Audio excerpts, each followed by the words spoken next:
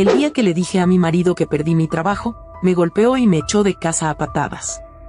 Pero no sabía que acababa de recibir $7 millones, así que decidí vengarme de la peor manera posible.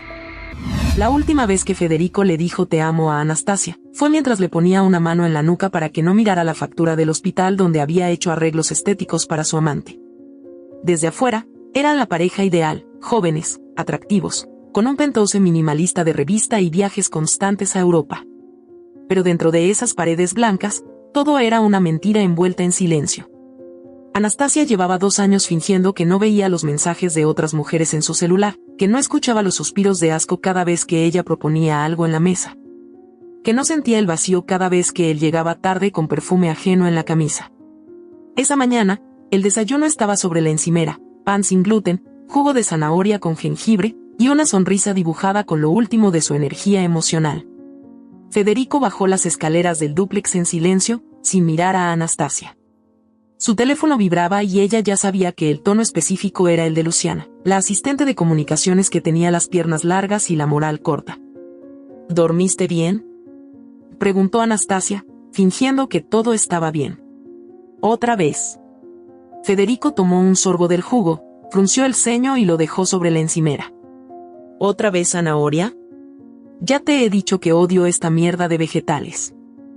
Te ayuda con la gastritis. El médico dijo. Tú no eres médico. Ni siquiera eres útil últimamente. La frase la cortó por dentro. Se quedó congelada unos segundos. Ya no le sorprendía. Federico tenía un talento para ser cruel sin levantar la voz. Tengo que contarte algo, dijo ella, apenas audiblemente. Federico no levantó la mirada de su celular. Anastasia tragó saliva. La voz se le hizo nudo. Me despidieron. Ayer. Hubo un recorte. No me lo esperaba. Ya sabes cómo está el sector. Él la miró por fin. Lentamente. Como si acabara de oler algo podrido. ¿Me estás jodiendo? Federico, no es mi culpa. Sacaron a más de 30 personas. Estoy en shock. Solo necesitaba contártelo. Necesito que estemos juntos en esto. Él se levantó de golpe. La silla cayó hacia atrás. Anastasia dio un paso atrás, como si presintiera lo que venía. Federico se acercó lentamente, con los ojos encendidos. ¿Qué clase de inútil pierde un trabajo de oficina con horarios flexibles y aire acondicionado? ¿Y esperas que te abrace por eso? Estoy haciendo lo mejor que puedo, susurró ella, temblando. Tú nunca haces lo suficiente, Anastasia. Te la pasas llorando, durmiendo hasta tarde, y ahora, encima vienes a decirme que también vas a ser una carga económica. El grito la hizo parpadear, pero no retrocedió. Por primera vez, no quiso llorar. Quiso gritarle que ella sostenía la casa, que cuidaba de su madre enferma, que había trabajado más que él los últimos 3 meses. Pero solo respiró. Yo no soy una carga, dijo despacio. La bofetada fue inmediata, seca, brutal. Sonó en la cocina como un disparo. Anastasia cayó al suelo. Sintió el sabor a hierro en la boca. No lloró. Miró hacia arriba y lo vio temblar, pero no de arrepentimiento. De rabia. Lárgate. Fuera de mi casa. Ahora. ¿Qué? ¿Estás loco? Que te largues. Gritó mientras la levantaba del brazo. Eres patética. Te estoy haciendo un favor. La arrastró hasta la puerta. Ella intentó agarrar sus cosas, su bolso, sus llaves. Déjalas. Todo lo que hay en esta casa lo pagué yo. Tú no tienes nada aquí. La empujó al pasillo como un saco de basura. Anastasia cayó de rodillas. El portazo detrás de ella sonó como el final de un juicio. Nadie salió a mirar. Nadie preguntó. Los vecinos, claro, ya estaban acostumbrados a oír gritos. Las paredes del edificio eran finas, y el miedo ajeno nunca había sido suficiente razón para intervenir.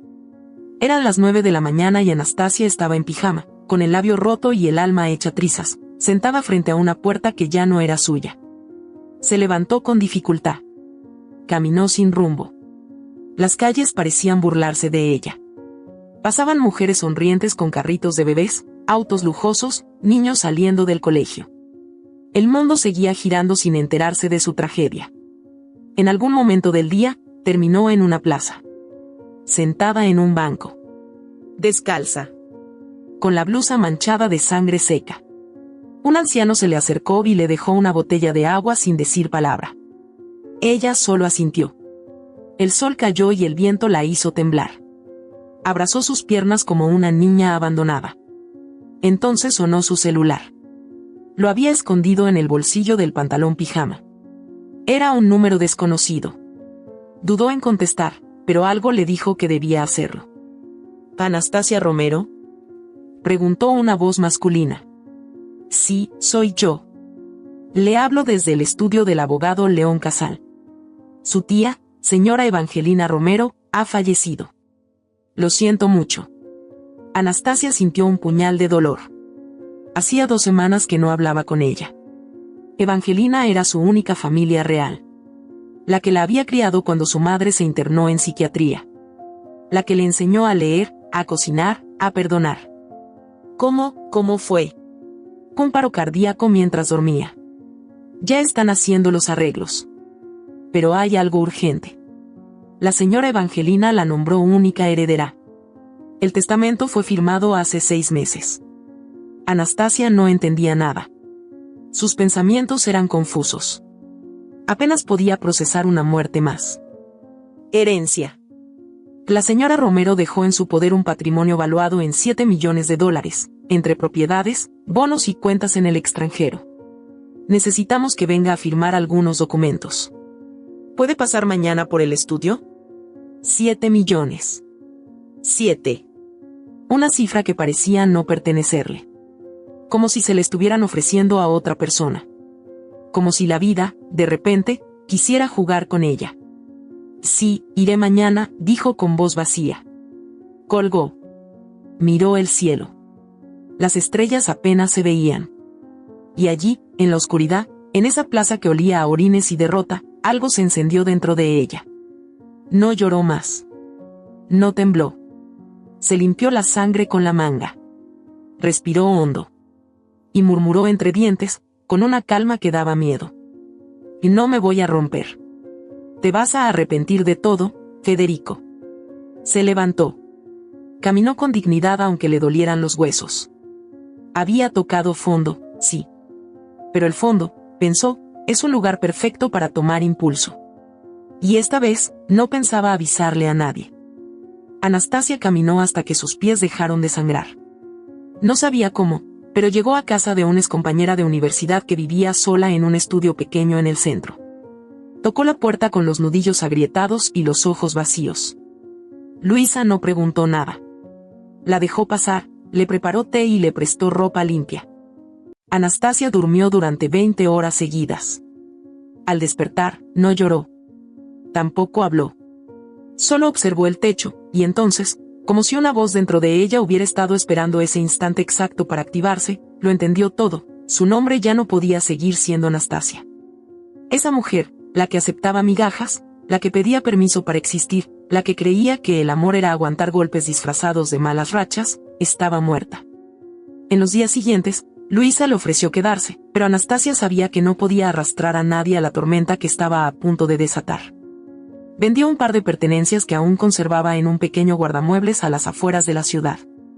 Compró un boleto sin destino claro, tomó un tren nocturno y desapareció del radar.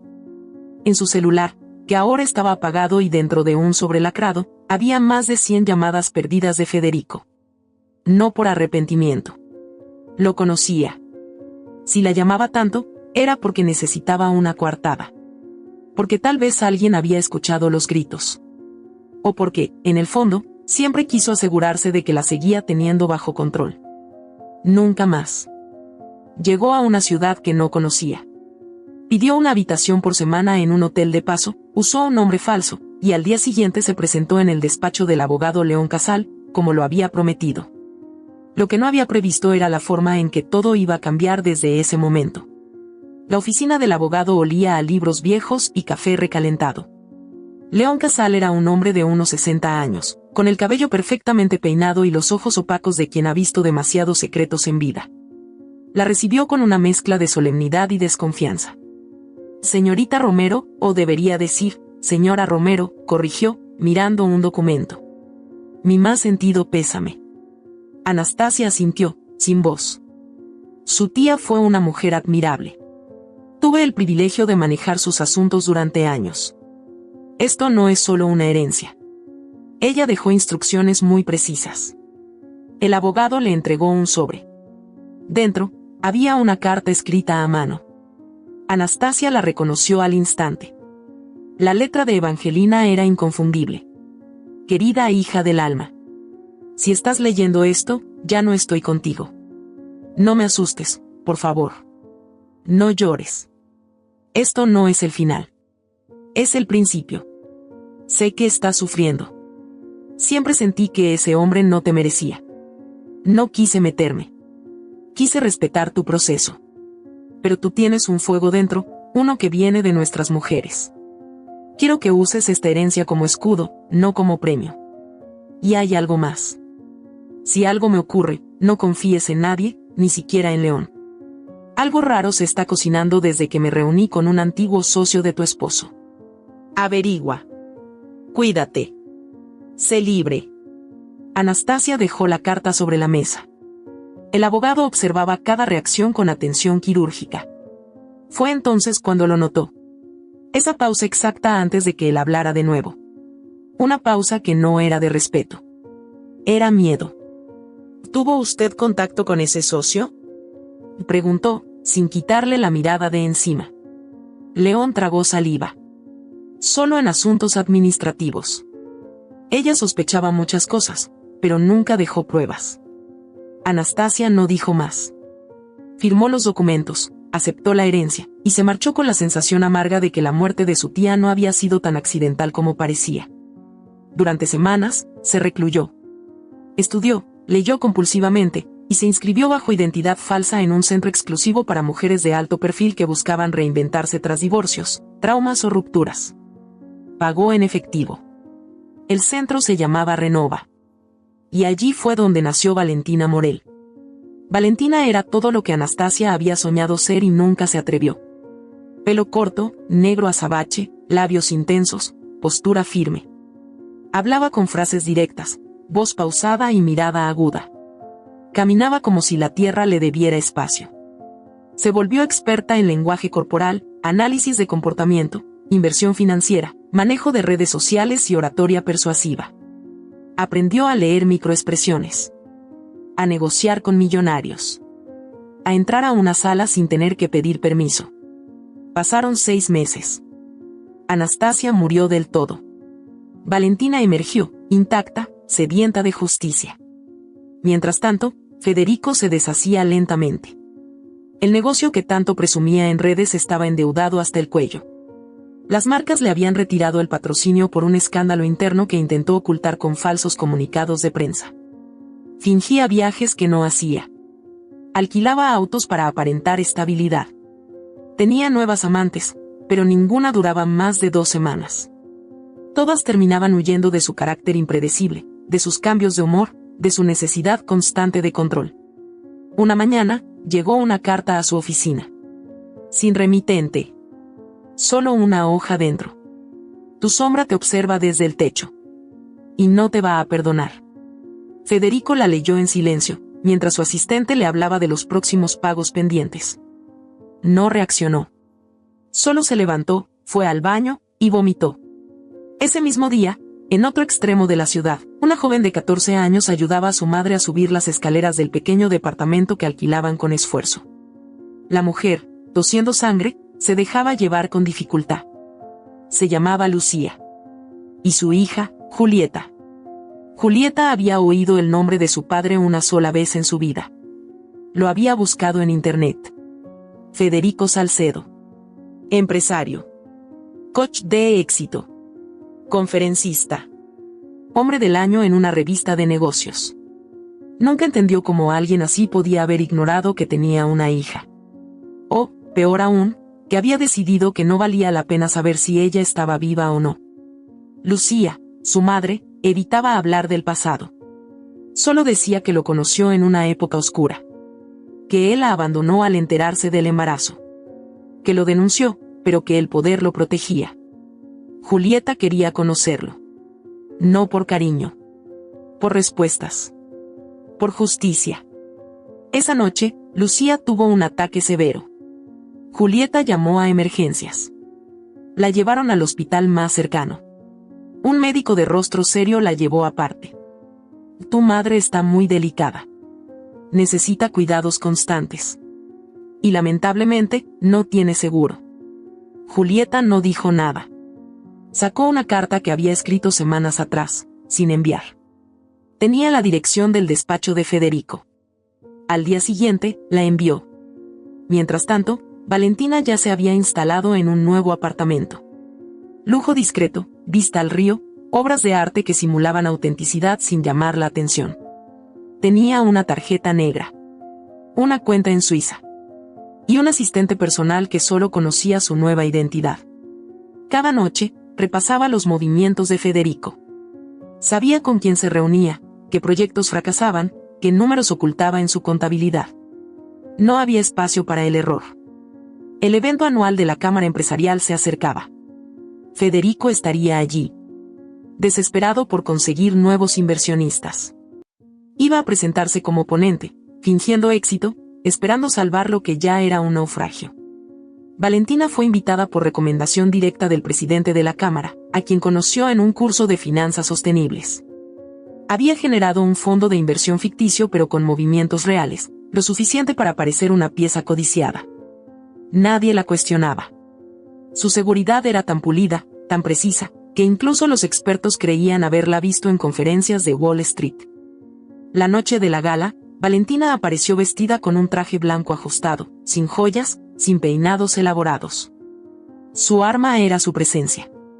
Cuando cruzó la alfombra de mármol, las conversaciones bajaron el volumen. Algunas mujeres la miraron con admiración. Otros hombres, con deseo y desconfianza. Federico la vio desde el escenario. Su alma se detuvo por 2 segundos. No era Anastasia. Pero su silueta, su energía, su voz cuando saludó al moderador, le resultaban inquietantemente familiares. Durante su discurso, Federico perdió el hilo. Tartamudeó. El público lo notó. No entendieron la causa. Él sí. Estaba hipnotizado. Terminó su presentación con aplausos tibios. Después del evento, se acercó a ella. «Perdón, ¿nos conocemos?» Valentina lo miró a los ojos. Sonrió con gentileza calculada. «No lo creo. Aunque tu rostro me resulta vagamente interesante». Federico extendió la mano. Federico Salcedo. Valentina Morel. Se dieron la mano. Un apretón firme. Ninguno bajó la mirada. ¿A qué te dedicas, Valentina? Invertir. Observar. Evaluar a los hombres antes de que se destruyan a sí mismos. Federico rió. Nervioso. Oh vaya. Eso suena como una advertencia. ¿Tú crees? Ella lo miró un segundo más de lo necesario. Luego se alejó con un leve movimiento de cabeza. Él la siguió con los ojos. Estaba atrapado. Ella, por dentro, reía. La presa había mordido el anzuelo. Y esta vez, no había marcha atrás. Valentina no dormía. Desde el primer encuentro con Federico en la gala, supo que la parte más peligrosa de su plan comenzaba. Era fácil alimentar el ego de un hombre como él. Solo bastaba escucharlo sin interrumpirlo, dejar que creyera que tenía el control, mirarlo con esa mezcla de interés y misterio que lo hacía sentirse deseado y temido al mismo tiempo. No había un solo gesto que ella no controlara al milímetro. Cada sonrisa, cada pausa, cada mirada, todo era una pieza exacta dentro del rompecabezas de su venganza.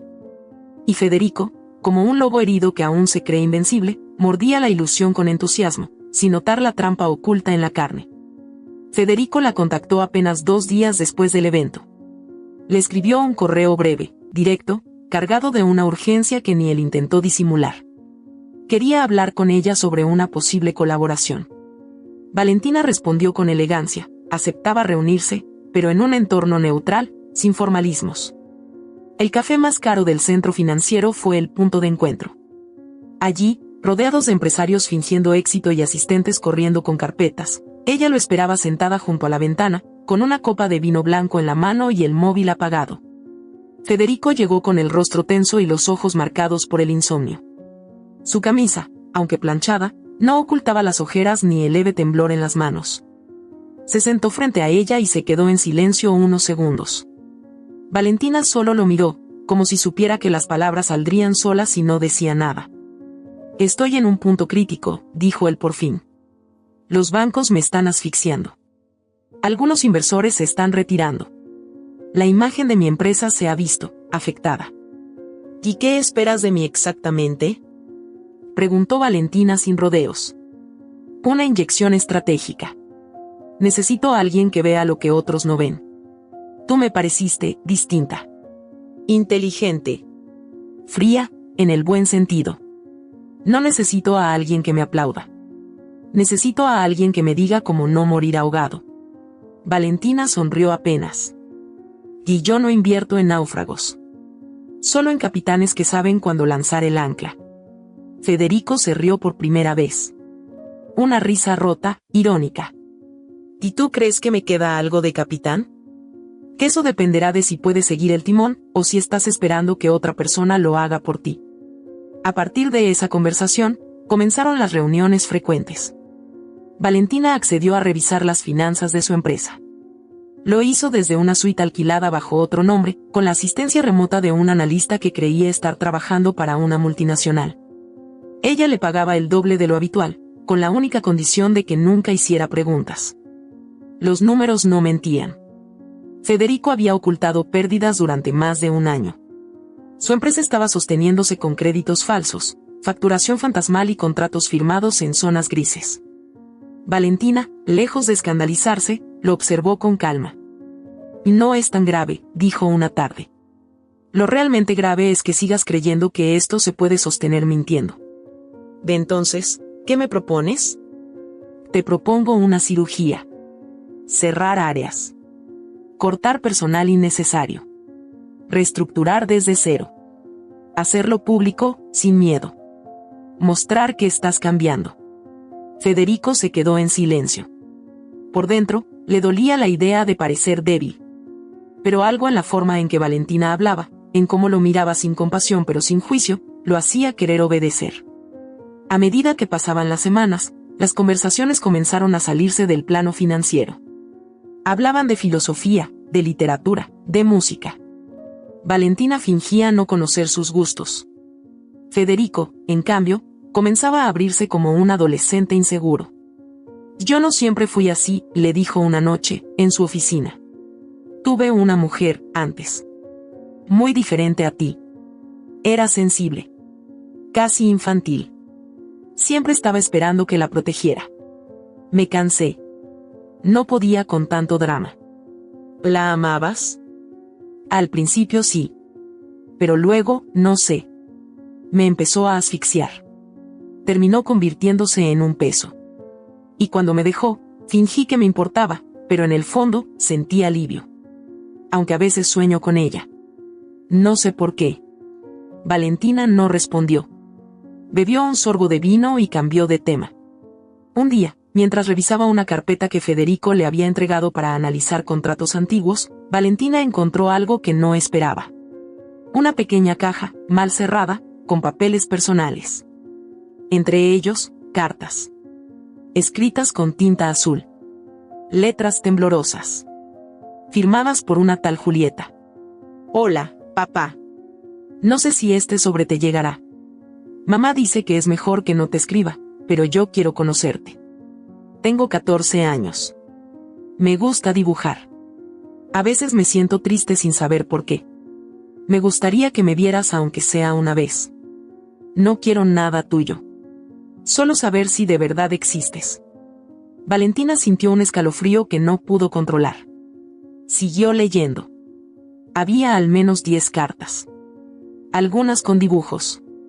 Otras con fotos de una niña en festivales escolares. Todas sin abrir. Todas sin responder. Esa noche no durmió. En su cabeza, la idea de un padre capaz de ignorar algo así le generaba una mezcla peligrosa de ira y confusión. Y por primera vez desde que lo volvió a ver, sintió asco real. No rabia por lo que le hizo a ella. No rencor. Asco. Por lo que era. A la mañana siguiente, contactó a un antiguo amigo que trabajaba en un registro civil. Le entregó una copia de las cartas. Días después, tenía la dirección. Julieta vivía en la zona sur, en un barrio deteriorado. Su madre, Lucía, estaba ingresada en el hospital desde hacía semanas. Valentina fue hasta allí, sin avisar. Tocó la puerta del departamento. Una vecina la miró con desconfianza desde el piso de arriba. ¿Busca a Julieta? Sí. Soy una amiga de la madre. La vecina bajó lentamente. Abrió la puerta. Julieta estaba sentada en el sofá, dibujando. Cuando la vio, se quedó quieta. Valentina también. Era una versión más joven de Federico, pero con una ternura que él jamás tuvo. ¿Tú eres Julieta? La niña asintió. ¿Tú conociste a mi mamá? Valentina se agachó frente a ella. Sí. Ella me habló mucho de ti. Me pidió que viniera a verte. ¿Y tú eres psicóloga o algo así? No. Solo soy alguien que quiere ayudarte. Julieta la miró, seria. ¿Tú sabes quién es mi papá? Sí. Lo sé. ¿Tú lo conoces? Valentina dudó. No podía mentir. Sí. Lo conocí hace tiempo. Julieta bajó la mirada. Luego susurró algo que desarmó por completo el blindaje emocional de Valentina. Mi mamá dice que mi papá es un monstruo, pero yo no quiero odiarlo sin conocerlo. Valentina sintió que todo el edificio se le venía encima. Se sentó en el suelo. Julieta no lloraba. Solo decía la verdad. Cruda. Inocente. Como lo hacen los niños que han aprendido a sobrevivir en medio del silencio. Pasaron más de 2 horas juntas. Hablaron de libros, de películas, de la enfermedad de Lucía. Julieta no pidió nada. Solo compañía. Y eso fue lo que Valentina le dio. Esa noche, volvió a casa en silencio. Abrió el armario. Sacó la carta de Evangelina. La leyó de nuevo. Al llegar al final, donde decía cuídate, por primera vez pensó que su tía no hablaba solo del peligro externo. Tal vez se refería al que nacía cuando uno dejaba que el corazón entrara en juego. El plan de venganza seguía. Pero algo en ella se había movido. Algo que no sabía si era debilidad o una forma diferente de justicia. Federico, por su parte, estaba más obsesionado con Valentina que nunca. Su necesidad de control se había transformado en dependencia. La llamaba de madrugada. Le pedía consejo antes de cada decisión. Comenzaba a buscarla con excusas ridículas. Se había convertido, sin saberlo, en el títere de la mujer que creyó haber destruido. Valentina lo sabía. Y aún así, algo en Julieta la frenaba de dar el golpe final. Las máscaras seguían puestas. Pero cada vez pesaban más. Y en el centro de esa telaraña, una niña esperaba respuestas, sin saber que la verdad podía ser más cruel que el silencio. La partida apenas estaba comenzando. Y los lobos, cuando sienten que están a punto de perderlo todo, muerden con más fuerza. Valentina caminaba por el pasillo de mármol con pasos silenciosos y medidos. Cada eco que devolvían las paredes del edificio legal donde trabajaba el abogado León Casal le parecía un susurro fantasma de su tía. Evangelina no era una mujer fácil de borrar, ni siquiera después de muerta. La imagen de su rostro amable y su voz firme seguía apareciendo en sueños, especialmente los días en que la duda comenzaba a corroer su determinación. Se detuvo frente a la puerta de roble. Respiró. Iba por respuestas, pero una parte de ella presentía que lo que estaba a punto de descubrir podía partirla en dos. Tocó. Una secretaria le abrió, con cara de sorpresa mal disimulada. Señorita Morel, el doctor Casal no está. ¿Tenía cita? No. Pero vine a revisar un documento pendiente que él me ofreció mostrarme personalmente. Me dijo que si no podía atenderme, me lo entregaría a su asistente. La mujer dudó. Valentina usó su mirada de acero templado, Esa que aprendió a perfeccionar en Renova. La secretaria bajó la cabeza y asintió, abriendo paso. Entró. El despacho seguía oliendo a cuero viejo y tabaco dulce, pero algo más se filtraba en el aire. Había desorden. Cajones mal cerrados. Carpetas cambiadas de lugar. Como si alguien hubiera estado buscando algo con prisa. No estaba allí por casualidad. Una fuente anónima le había enviado un correo con un nombre, AP 7 piso privado documento sin registrar. El mensaje había desaparecido del servidor segundos después de ser leído. Buscó. Detrás de un estante, al fondo, encontró una pequeña puerta con cerradura electrónica. Usó un código que había visto fugazmente en un documento olvidado. Entró. Un cuarto pequeño, lleno de archivos y polvo. En la esquina, una caja fuerte abierta. Dentro, carpetas selladas con cera roja. Una decía, Testamento Evangelina R. original. Lo abrió. Lo que leyó le heló el cuerpo. El testamento que le mostraron era una copia adulterada. El original tenía otras cláusulas, otras advertencias, y, lo más perturbador, una declaración firmada por Evangelina de puño y letra. Si algo me ocurre, no fue el destino. Fue Federico Salcedo. Lo amenacé con denunciarlo por estafa a mujeres vulnerables. Y sé que su abogado, León Casal, aún le debe favores de hace 20 años.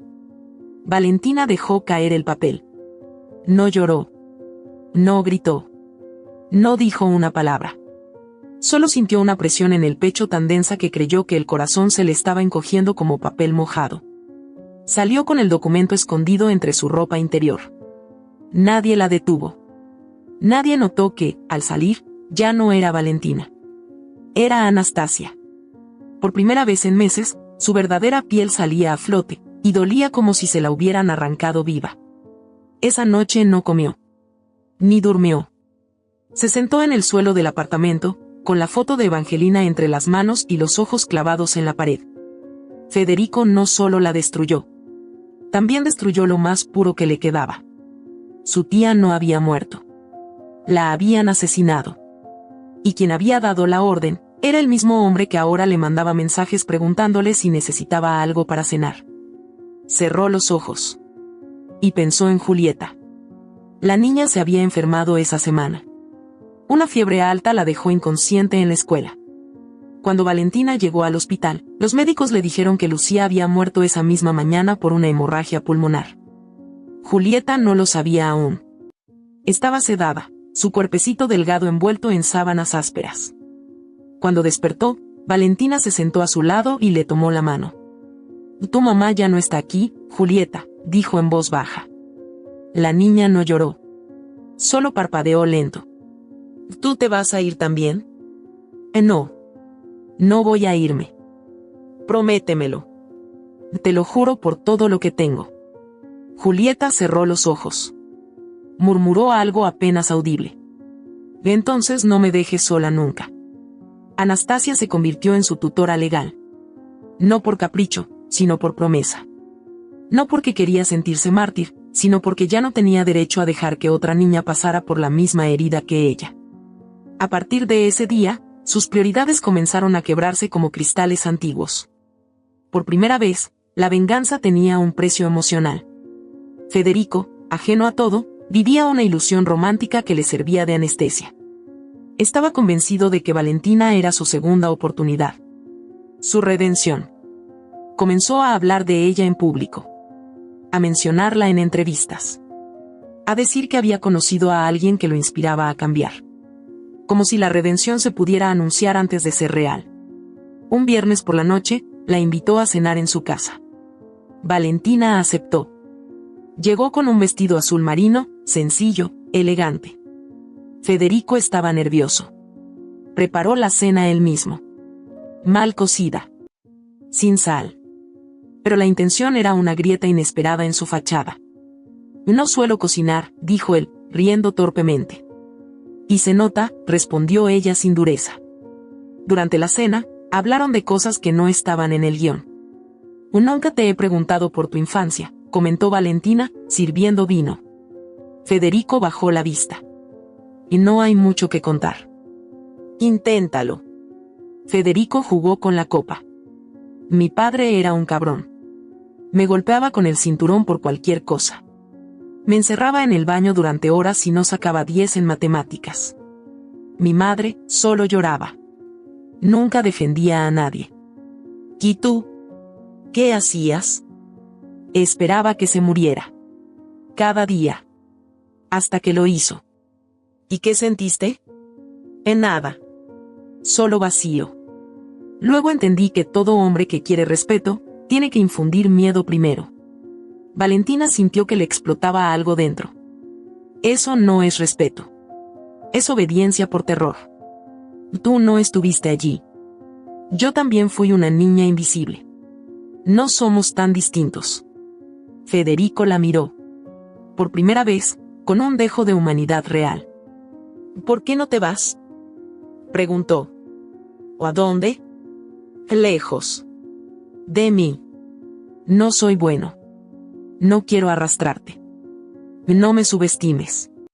Federico se levantó. Caminó hasta ella. Se inclinó. Intentó besarla. Valentina se apartó. No hagas eso. ¿Por qué? Porque no puedes usarme para tapar tu vacío. Él la miró, con los ojos húmedos. Tú también vas a abandonarme como todas. No soy todas. Y si crees que amarme es poseerme, no aprendiste nada.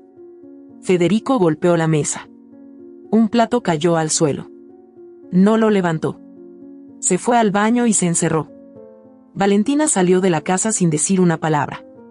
Llamó un taxi. Lloró durante todo el trayecto, pero no por él. Por ella.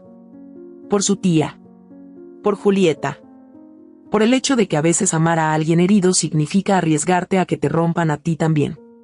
Al llegar a casa, sacó la carpeta con el testamento original. Lo leyó por 5ª vez. Luego buscó en la base de datos judicial el nombre del abogado.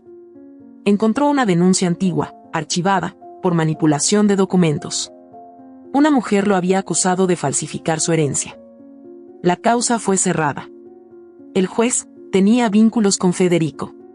Todo encajaba. Todo dolía. Pero ahora tenía pruebas. Y en su estómago, el hambre de justicia ardía como un animal que no acepta jaulas. La última escena de la noche fue ella, sentada junto a Julieta, mientras la niña dormía. Le acarició el cabello, la frente. Y en voz baja, como un rezo oscuro, le prometió que el monstruo iba a caer. Que esta vez, nadie más iba a salir impune. Porque las máscaras también lloran. Y cuando lo hacen, es porque ya no hay vuelta atrás. Capítulo 5. Donde muere el odio, nace la libertad. Anastasia miró su reflejo en el espejo del baño, con el rostro sereno y los ojos quemados por tantas noches sin sueño. No quedaba rastro de Valentina Morel. Ni en el maquillaje sutil, ni en la ropa elegante que antes usaba como armadura. Hoy, vestía simple, sin maquillaje, sin mentiras. Ya no necesitaba esconderse detrás de un personaje. Hoy iba a mirarlo a los ojos, no como Valentina, la mujer fuerte que construyó para sobrevivir, sino como Anastasia, la mujer real que él intentó destruir y que sobrevivió por sí misma. Julieta dormía profundamente en el cuarto de al lado, abrazada a un peluche que le había regalado en el hospital. Respiraba con esa inocencia que solo los niños pueden permitirse en medio del caos. Anastasia le había prometido que no estaría sola nunca más, y esta vez, no pensaba fallar. El sol aún no salía, pero el aire ya anunciaba el final de algo. No sabía si era el final de su odio o de su lucha, pero era un final, y necesitaba que doliera, para que valiera la pena. Salió del edificio con la carpeta negra bajo el brazo. Dentro, llevaba los documentos originales del testamento, las cartas que Julieta había enviado a Federico, los registros bancarios alterados. Y un dispositivo con grabaciones encubiertas de sus reuniones con el abogado León Casal. Tenía todo. La evidencia. La motivación. El coraje. Y también, por primera vez en años, tenía paz. Llegó a las oficinas de Salcedo Group a las 9 en punto. Pidió hablar directamente con Federico. Le dijeron que estaba en su despacho. Subió sola. No quiso intermediarios, ni testigos.